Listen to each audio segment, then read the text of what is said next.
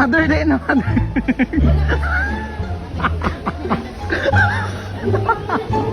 Nakikismis pa.